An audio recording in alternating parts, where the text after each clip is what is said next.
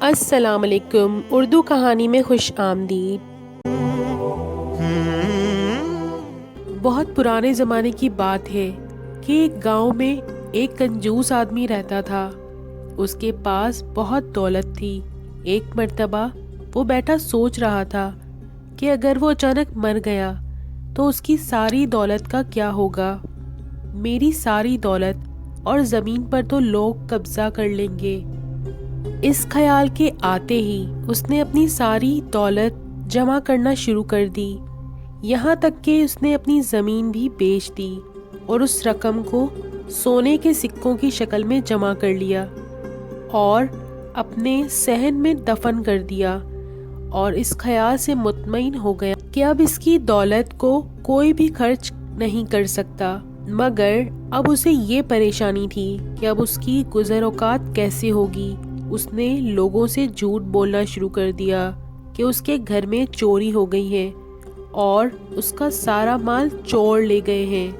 اس کے پاس کھانے تک کے پیسے نہیں ہیں۔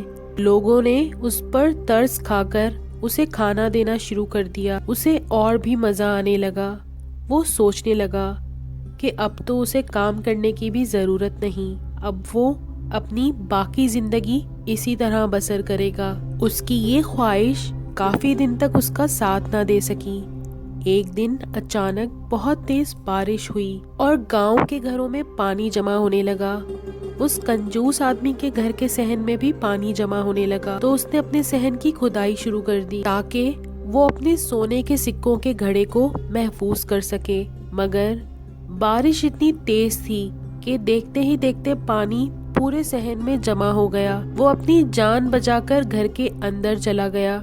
جب بارش کم ہوئی تو وہ صحن میں آیا اور آ کر کیا دیکھتا ہے کہ جہاں اس نے وہ گڑھا دفن کیا تھا وہاں اب کچھ بھی نہیں تھا۔ وہ روتا ہوا ادھر ادھر پھرتا رہا، مگر اسے وہ گڑھا نہیں ملا۔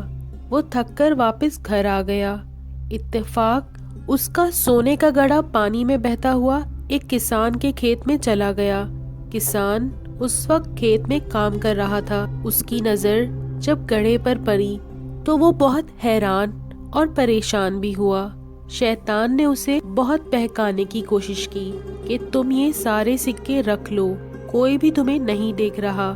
مگر کسان دل میں یہی سوچ رہا تھا کہ کوئی بھی نہ دیکھے مگر میرا اللہ مجھے دیکھ رہا ہے۔ اس نے گاؤں میں آ کر اعلان کیا کہ یہ گڑھا جس کا بھی ہو آ کر لے جائے۔ سب لوگ اس گھڑے کو دیکھنے کے لیے آئے۔